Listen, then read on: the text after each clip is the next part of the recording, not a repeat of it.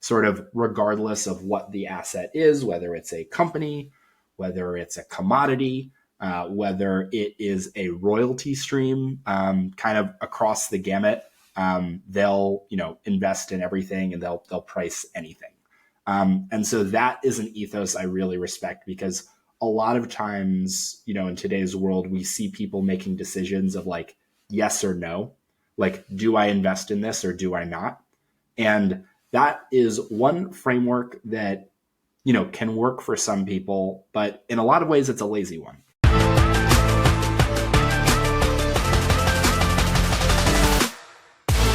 Welcome to the Breaking Into Finance podcast. Let's dive in. Good morning, and today I'm excited to talk about how to become a great investor. And I want to kick this conversation off with a seemingly random interview question that I received back when I was an analyst at Goldman. So this was a question at the time, was from D.E. Shaw, which is a hedge fund. It was a consumer team there, and I totally bombed this interview. And at the time, I thought this interview question was totally out of left field, completely random, couldn't understand why they were asking it. But over time, I've come to respect the question more and more. And the question was, what investor do you admire most and why?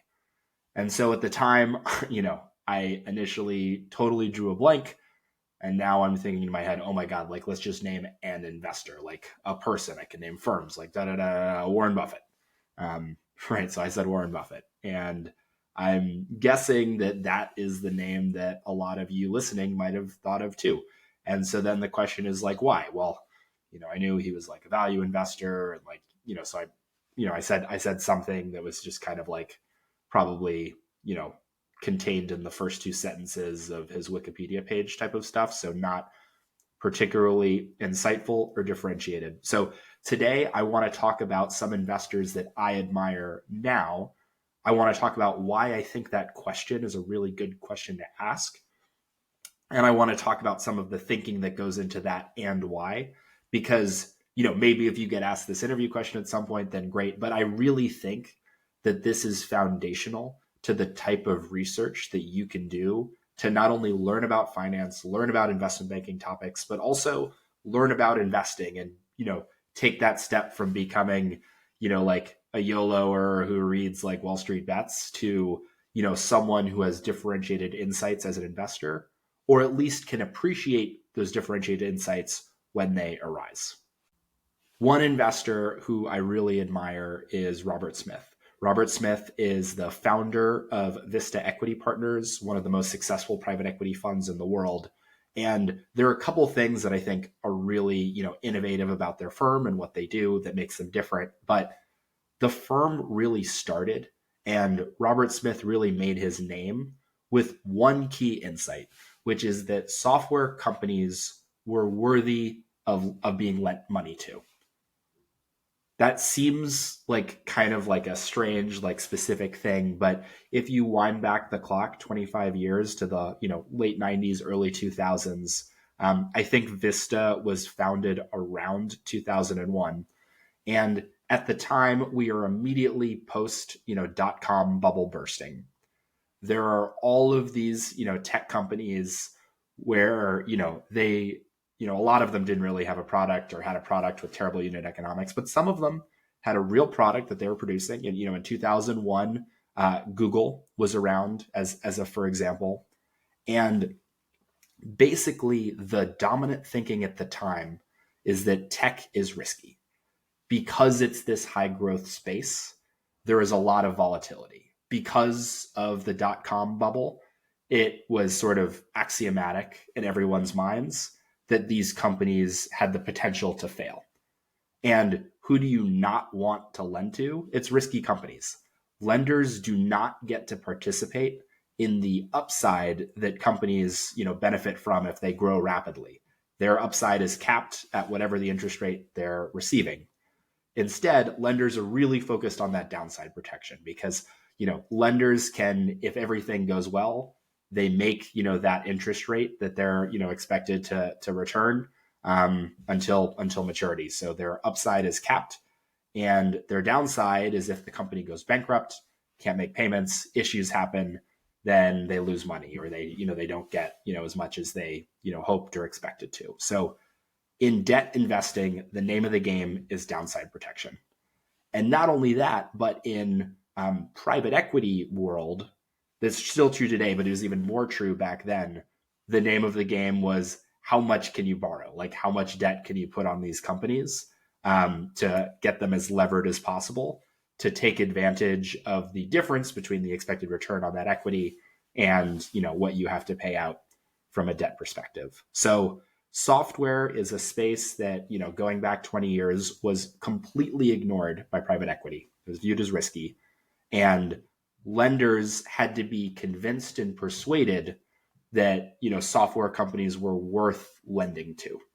And so the real innovation that Robert Smith had was basically the ability to convince lenders and to, convince his investors and his LPs that, hey, some of these software companies, not all of them, they have a product that generates a really high gross margin and that has really reliable recurring revenue. And that was the start of this insight that all of a sudden, some software companies can grow predictably, or at least, it's easier to predict how they're going to do next year. And there's a framework for evaluating that. Once you have that framework, all of a sudden now it becomes easier to convince lenders that these companies are, they might be fast growing, but at a minimum, they're stable enough that, they can, that they're not going to just like disappear tomorrow, like so many in the dot-com bubble. So it's okay to lend to them. And so that was kind of the core insight that Robert Smith had that led to, billions and billions of assets under management, where Vista Equity Partners specializes in investing in software companies. They now have a lot of strategies. Not all of them are premised on debt and leverage, because over time they became the go-to expert in software investing, along with potentially one other firm, Thoma Bravo. But the fact of the matter is that Robert Smith was the real innovator in lending to software companies. And so that was an example of an insight that he, had and institutionalized before anybody else. Another investor that I want to talk about, who I really admire, and this is someone who is like a cult hero and has actually like a pretty significant following, is Seth Klarman, who is the CEO of an investment firm called Baupost. Baupost is known for basically, being able to price anything, as they like to say. So sort of regardless of what the asset is, whether it's a company, whether it's a commodity, whether it is a royalty stream, kind of across the gamut, they'll, invest in everything, and they'll price anything. And so that is an ethos I really respect, because a lot of times, in today's world, we see people making decisions of like, yes or no, like, do I invest in this or do I not? And that is one framework that, can work for some people, but in a lot of ways it's a lazy one. Because what does no mean? No means not at this price. But a reasonable follow-up question you could ask is, what about at a different price? Like, is there any price that solves for this? And by the way, like, and I'm not saying Baupost does this, but like mathematically, you could potentially even solve for a negative price at which, you could solve for something like this. And one kind of funny example of this that I'll give just to motivate this, and I try to avoid sports analogies, but I think this is a really apt one, is in certain sports where there are salary cap constraints. And I think the NBA and basketball is one example where all of the teams have a salary cap and some players have terrible salaries, right? So like they're owed a certain amount of money. The player has, their performance has significantly declined, or they've been hurt, or they've aged. And so they have these objectively terrible contracts. And so there's this innovation, in NBA trade world where where teams will basically trade away draft picks. They'll say, I'll give you draft picks if you can just take on this contract.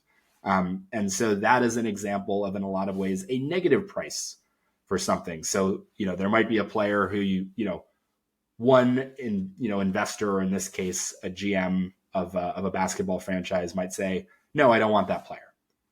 But that isn't the end of the question for some of these folks. For some, it's, well, I'll take them, but what will you give me to take them? Effectively charging a negative price for that negative value. And so this is an ethos that, I hope that motivates as like one example where like a negative price or like, in the extreme can make sense and can be reasonable.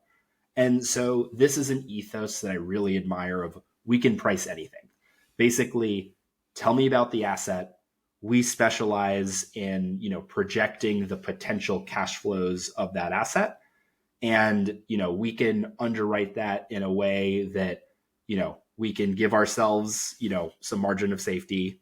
And then we can, profit when that thing performs, generally as we might expect it to. And I think this is a really powerful strategy because what it's really doing is it's going into these markets where there aren't a lot of buyers. In a world where many people think in this yes-no framework, the we can price anything ethos lends really well to sort of oddly specific, pretty unique circumstances where if your specialty is putting a price on anything and projecting cash flows off of any asset, any item, kind of regardless of what that is, all of a sudden you can find yourself in a lot more proprietary processes where there are fewer potential buyers who could go after a thing, which allows you to capture more excess value because it's a less competitive process. I mentioned before that Seth Klarman is sort of this cult hero figure, and he has a book that I would highly recommend. It's called Margin of Safety. The one caveat that I'll place here is I would highly recommend you kind of buy the like Amazon ebook version of this because they did a very limited run of hard copy prints of this book. And as the cult hero that he is, there is some scarcity value to these books. If you want to buy a physical copy, they can actually run into like the thousands of dollars to buy these. So if you are interested principally in the information contained in the book, then I would recommend, buying the ebook version. Again, it's called Margin of Safety. Really great read, talks a lot about this kind of method of value investing and this ethos of we can price anything. And I think it's also kind of a really fun place to be in as an investor. Folks who work at Baupost can, look at anything from, like nickel mines and like nickel pricing to investing in the royalty streams of famous artists and musicians, even podcasters. Basically, a lot of these like, arcane or misunderstood or new markets where there is a question around like, what is the duration value of this thing? What will it be worth in the future? And how can we price this thing? Like what value can we ascribe today such that we can feel very comfortable about meeting our expected return thresholds for the asset going forward? So we've talked about a couple of different categories of types of investors, and these aren't the only ones who belong as innovators in those categories, but I do think Robert Smith is a great example of a kind of innovation in applying, 30-year-old logic to a new thing, which is to say like LBOs have existed for a while. We can apply them to software companies where people sort of felt like that wasn't a thing. And then the Seth Klarman, kind of ideology of we can price anything. And the method of pricing anything involves this kind of margin of safety concept. So I want to talk a little bit about a different sort of, innovation in investing that is definitely, less sexy than those two, but, created a lot of value nonetheless, which is activist investing. And so there are a few notable famous activist investors. I'll talk about one, Nelson Peltz, who started a firm called Trian. And activist investors don't do what I thought they did when I first heard about the term. I sort of am used to thinking about activists in kind of like the social, environmental, and governance kind of domain and construct where people are advocating for some sort of social change or political change in the world. Activist investors might, in certain cases, care about that, but really it's a lot more boring, which is they are going in and saying, hey, company, especially public company, the way you are running yourself is inefficient. And in 95% of cases, the ask from the activist investor is sort of a boring one, but a usually value creating one, which is to say, hey, management team, you are paying yourselves too much money.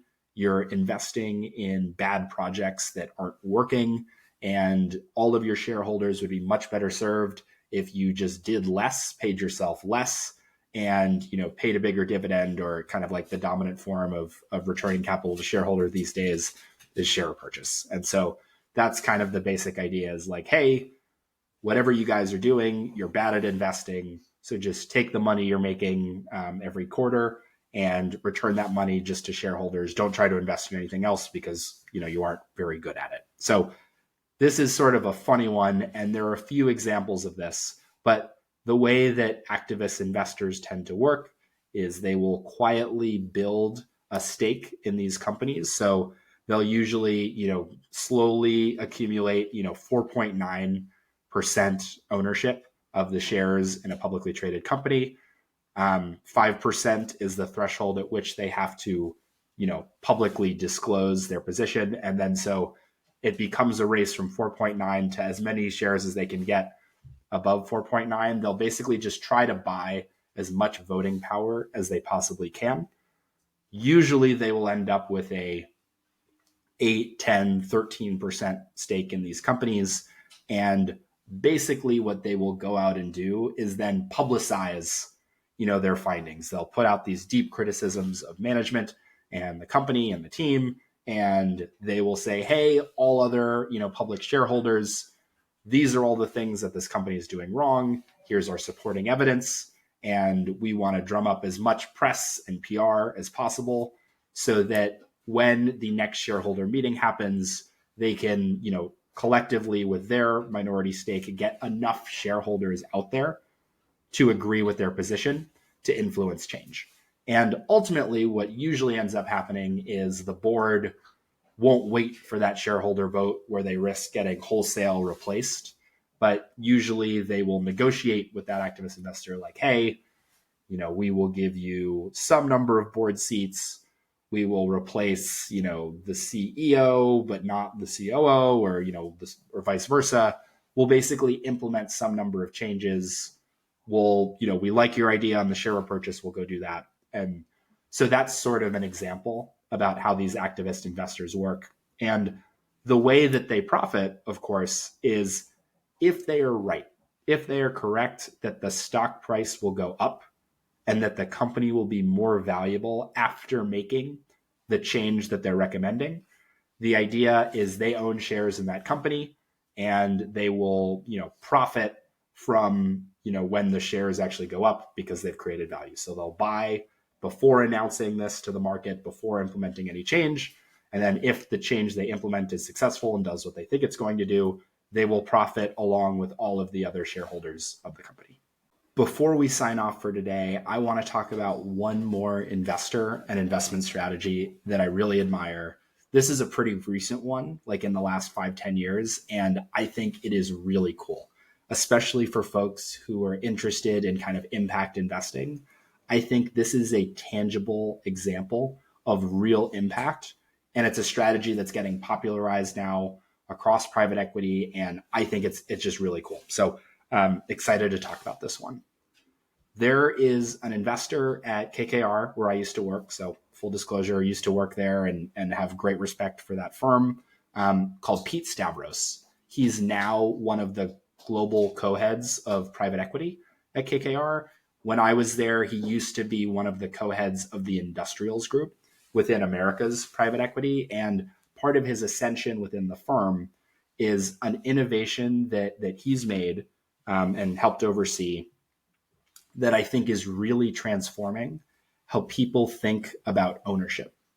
So one of the insights Pete had is he likes to tell this story a lot, where his dad worked in a factory when he grew up and got paid hourly. And so one of the interesting operational insights that Pete had is that there are weird, perverse incentives between the company and employee when the employee is making an hourly wage. And the biggest one is that the employee's incentives effectively are to do the minimum amount of work such that they, basically keep their job. So they want to do a good job at their, specific role and, nothing more because they're just getting that fixed hourly wage.